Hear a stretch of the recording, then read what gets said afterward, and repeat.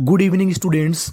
अगर आपको इंग्लिश पढ़ना नहीं आता और कठिन मीनिंग पढ़ने में दिक्कत होती है तो कोई टेंशन लेने की बात नहीं, हम आपको सिखा देंगे। आपको खाली एक काम करना है कि जो मैं आपको ट्रिक बताऊं आपको उस पर गौर करते जाना है। तो चलिए फिर हम लोग करते हैं शुरुआत। देखिए जो हमारा पहला सेंटेंस है उसे कैसे पढ़ेंगे। सी ए, इसे हम लोग पढ़ेंगे कै। अगर आपको इंग्लिश की किसी भी मीनिंग के शुरुआत में सी ए लिखा मिले तो आपको सी ए का उच्चारण करना है कै। क्या करना है? कै। और आगे लिखा है T C H. T C H हमारा कोड होता है। अब सवाल ये है कि कोड किसे कहते हैं। तो कोड इंग्लिश में ऐसे अक्षरों का समूह होता है जो कि इंग्लिश की मीनिंग में बार बार आता है और आपको पता नहीं होता कि उसका उच्चारण क्या करें, जिसकी वजह से हमें इंग्लिश पढ़ने में दिक्कत होती है। तो आपको फोकस करना है कोड पे। तो पहला कोड क्या है हमारा? T C H. T C H को क्या पढ़ना है? चा। तो मीनिंग क्या बनी? कैच। कैच। कैच का मतलब होता है पकड़ना। Catch the. T H E the. आप इसे चाहे तो द पढ़ सकते हैं, चाहे तो दी पढ़ सकते हैं। ये हमारा आर्टिकल होता है। ये नाउन की शोभा बढ़ाने के लिए इसका इस्तेमाल किया जाता है। तो मीनिंग बनी द। अब देखिए जो हमारी आगे वाली मीनिंग है आपको गौर करना है उसके आखिर में। आखिर में लिखा है यू जी एच। ये भी हमारा कोड है। यू जी एच को हम लोग इंग्लिश में पढ़ते हैं फा। यानी आपको इंग्लिश में कहीं पर यू जी एच लिखा मिले तो आपको यू जी एच का उच्चारण करना है फा। तो मीनिंग बनी टफ। यहाँ पे ओ का उच्चारण हमें नहीं करना, ओ हमारा साइलेंट रहेगा। तो मीनिंग बनी टफ। टफ का मतलब होता है कठिन। आगे वाली मीनिंग को पढ़ते हैं। अब देखिए जो आगे वाली मीनिंग है उसके आखिरी में लिखा है T I O N. T I O N को हम लोग पढ़ते हैं शन। ये हमारा कोड होता है। तो मीनिंग क्या बनी? S I C T U. इसे यहाँ पे पढ़ेंगे चू। क्या पढ़ेंगे? चू। और आगे लिखा है ए। जो हमारा ए होता है वो ए और ए की मात्रा का काम करता है। तो मीनिंग बनी सी चू ए शन। सिचुएशन। सिचुएशन। सिचुएशन का मतलब होता है परिस्थिति। तो इतना सेंटेंस बना हमारा। कैच पकड़ो, द टफ यानी कठिन, सिचुएशन परिस्थिति को, यानी कैच द टफ सिचुएशन यानी कठिन परिस्थिति को पकड़ो। एंड। एंड का मतलब और। B E B L I E. यहाँ पे जो आई और ई है ये हमारा बड़ी ई की मात्रा का काम करेगा। तो मीनिंग बनी बी ली। और यहाँ पे लिखा है आखिरी में वी ई। आपको रूल याद रखना है कि अगर आपको इंग्लिश की किसी भी मीनिंग के आखिर में आपको ई लिखा मिले तो आपको ई का उच्चारण नहीं करना। तो मीनिंग बनी बिलीव। बिलीव। बिलीव का मतलब होता है भरोसा करना। इन। इन का मतलब में। अब देखिए जो आगे वाली मीनिंग है उसे कैसे पढ़ेंगे। यहाँ पे एन हमारा 2 बार है। आपको रूल याद रखना है कि अगर आपको इंग्लिश की किसी भी मीनिंग में कोई लेटर यानी कोई अक्षर अगर 2 बार लिखा मिले तो आपको उच्चारण खाली 1 बार करना है। कहने का मतलब यहाँ पे एन हमारा 2 बार है, पढ़ना 1 बार है। और आखिरी में लिखा है ई आर। ई आर को पढ़ते हैं अर। क्या पढ़ते हैं? अर। तो मीनिंग बनी inner. And believe in inner. और भरोसा करो। इनर का मतलब आंतरिक। अब देखिए जो हमारी आगे वाली मीनिंग है मैंने आपको पहले बताया था कि सी ए। सी ए को हमें क्या पढ़ना है? कै। तो मीनिंग बनी कै। पी ए, इसे पढ़ेंगे पे। यहाँ पे जो ए है वो ए की मात्रा का काम करेगा। C I T Y C T. T Y को पढ़ते हैं टी। तो मीनिंग बनी कैपेसिटी। कैपेसिटी। कैपेसिटी। कैपेसिटी का मतलब होता है क्षमता। But. B U T but. But का मतलब लेकिन। नेवर। यहाँ पे आखिर में ई आर है। ई आर को क्या पढ़ना है? अर। तो मीनिंग बनी नेवर। नेवर का मतलब कभी नहीं। आगे वाली मीनिंग को पढ़ते हैं। D O U B T. इसे पढ़ते हैं डाउट। क्या पढ़ते हैं? डाउट। यहाँ पे बी साइलेंट है, हमें बी का उच्चारण नहीं करना। डाउट का मतलब होता है संदेह करना। तो पूरा सेंटेंस क्या बना? कैच द टफ सिचुएशन यानी कठिन परिस्थिति को पकड़ो। And believe in inner capacity. और भरोसा करो अपनी इनर कैपेसिटी यानी आंतरिक क्षमता पर। But never doubt. लेकिन कभी संदेह मत करो। बट नेवर डाउट यानी अपने ऊपर कभी संदेह मत करो। यानी हमेशा कठिन परिस्थिति से लड़ो और अपने आंतरिक विचारों पर भरोसा रखो, लेकिन अपने ऊपर कभी संदेह मत रखो। आगे वाला सेंटेंस पढ़ते हैं। आप यहाँ पे आपको गौर करना है टी यू ए एल पर। टी यू ए एल को हम लोग पढ़ते हैं चूअल। क्या पढ़ते हैं? चूअल। ये हमारा कोड होता है। अगर आपको इंग्लिश में कहीं पर टी यू ए एल लिखा मिले तो आपको टी यू ए एल का उच्चारण करना है चूअल। तो मीनिंग बनी एम यू। इसे पढ़ेंगे म्यू। क्या पढ़ेंगे? म्यू। तो मीनिंग बनी म्यूचुअल। म्यूचुअल। म्यूचुअल का मतलब होता है पारस्परिक या आपसी। तो मीनिंग बनी म्यूचुअल। अब देखिए जो आगे वाली मीनिंग है बड़ी मीनिंग है। बड़ी मीनिंग को पढ़ने का तरीका होता है कि हम उसे कई टुकड़ों में तोड़ लें। U N. इसे क्या पढ़ेंगे? अन। डी ई आर डर। क्योंकि ई आर है तो ई आर को पढ़ना है अर। तो इतनी मीनिंग बनी अंडर। S T. इसे पढ़ेंगे स्टा। क्या पढ़ेंगे? स्टा। और आगे ए है तो इतनी मीनिंग बनी अंडर स्टे। और यहाँ पे ए है तो ए की मात्रा का काम करेगा ए। तो इतनी मीनिंग बनी understand. D I D और I N G S. I N G को पढ़ते हैं हम लोग इंग। क्या पढ़ते हैं? इंग। तो पूरी मीनिंग बनी अंडरस्टैंडिंग्स। अंडरस्टैंडिंग्स। अंडरस्टैंडिंग्स का मतलब होता है समझ। क्या मीनिंग बनी? अंडरस्टैंडिंग्स। म्यूचुअल अंडरस्टैंडिंग्स, आपसी समझ। एम ए के E S, makes. Makes. Makes का मतलब बनाती है। आर आई री, टी यू ए एल, फिर से आ गया, इसे क्या पढ़ना है? चुअल। तो इतनी मीनिंग बनी रिचुअल, और आखिरी में एस लगा है तो मीनिंग बन गई रिचुअल्स। रिचुअल्स। रिचुअल्स का मतलब होता है परंपराएं। तो इतना सेंटेंस बना, म्यूचुअल अंडरस्टैंडिंग्स, आपसी समझ, मेक्स बनाती है, रिचुअल्स परंपराओं को। पीईआर। पीईआर हमारा कोड है। पीईआर को पढ़ते हैं पर, यानी आपको इंग्लिश में कहीं पर पीईआर लिखा मिले तो आपको पीईआर का उच्चारण करना है पर, और आगे लिखा है एफईसीटी, तो मीनिंग बनी फैक्ट। पूरी मीनिंग परफेक्ट। परफेक्ट। परफेक्ट का मतलब होता है पूर्ण। तो पूरा सेंटेंस क्या बना? म्यूचुअल अंडरस्टैंडिंग्स, आपसी समझ, मेक्स बनाती है, रिचुअल्स परफेक्ट, यानी परंपराओं को परफेक्ट यानी पूर्ण बनाती है। अब हम लोग आगे चलते हैं, अगला सेंटेंस पढ़ते हैं। अब यहाँ पे आपको गौर करना है जीएसटी पर।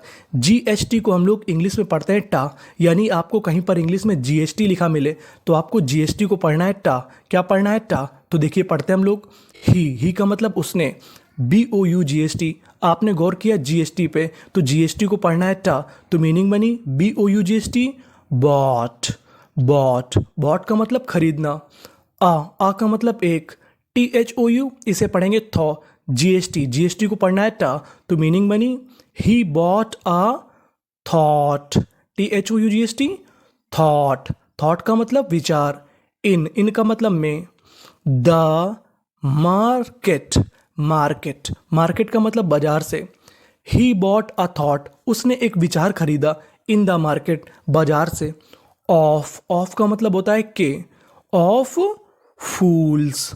फूल्स। फूल्स का मतलब होता है मूर्खों के। तो पूरा सेंटेंस बना इतना, ही बॉट, उसने खरीदा, अ थॉट, एक विचार, इन द मार्केट ऑफ फूल्स, उसने मूर्खों के बाजार से एक विचार खरीदा। At the. एट का मतलब पर। द एंड, इसे क्या पढ़ेंगे? एंड। एंड का मतलब आखिर में। ही का मतलब वह।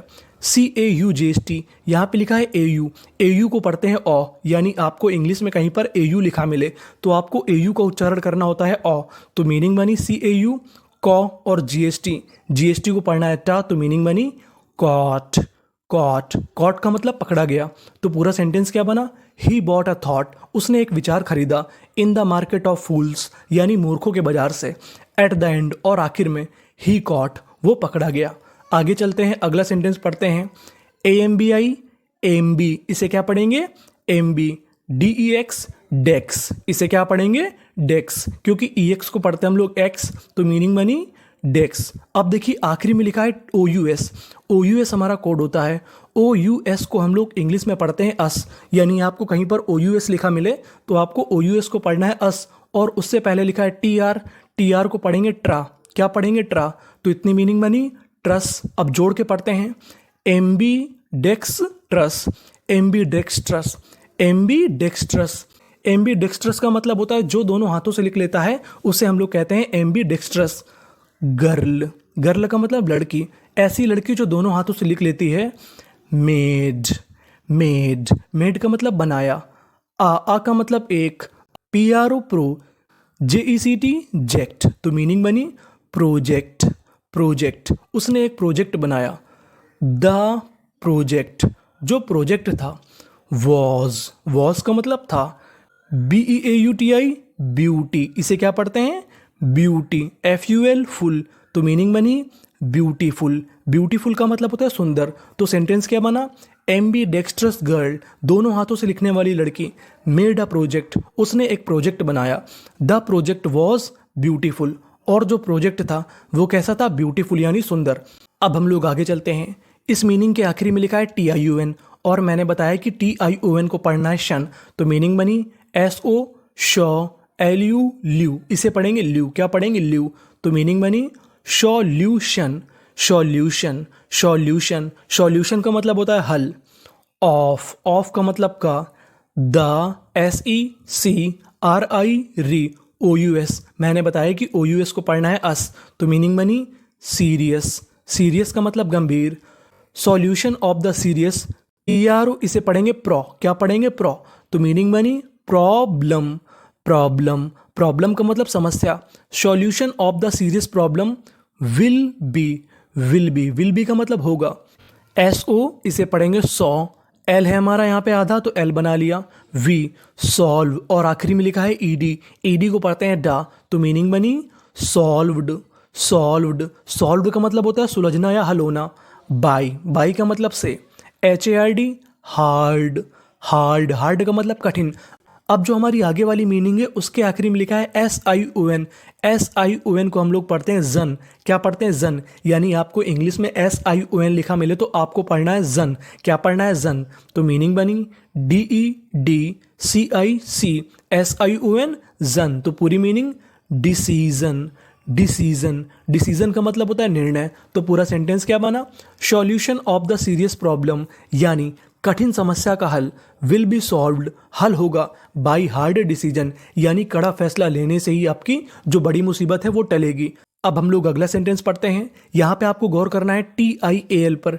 TIAL को हम लोग इंग्लिश में पढ़ते हैं शेल, यानी आपको इंग्लिश में कहीं पर TIAL लिखा मिले तो आपको TIAL का उच्चारण करना है शेल, तो मीनिंग बनी IMPAR पार, TIAL शेल, तो मीनिंग इम्पार्शियल, इम्पार्शियल, इम्पार्शियल का मतलब होता है निष्पक्ष। मैन, व्यक्ति। बिलीव्स, बिलीव्स, बिलीव्स का मतलब भरोसा करता है। ओनली, ओनली का मतलब केवल। इन, इम्पार्शियल, इम्पार्शियल यानी निष्पक्ष। DEDCIC जन, और आखिरी में एस है तो मीनिंग डिसीजंस, डिसीजंस यानी फैसला या निर्णय। तो सेंटेंस क्या बना हमारा, इम्पार्शियल मैन, निष्पक्ष व्यक्ति, बिलीव्स, भरोसा करता है, ओनली इन इम्पार्शियल डिसीजंस, यानी वो हमेशा निष्पक्ष फैसले लेने पर ही भरोसा करता है। तो ये थे हमारे सेंटेंस। अब हम लोग एक काम करते हैं कि सारे सेंटेंसेस का फिर से रिवीजन कर जाते हैं, फिर से पढ़ जाते हैं। Catch the tough situation and believe in inner capacity but never doubt.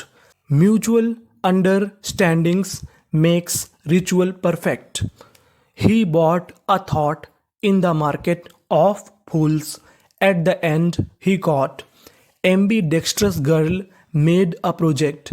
The project was beautiful. Solution of the serious problem will be solved by hard decision. Impartial man believes only in impartial decisions. Thank you for watching.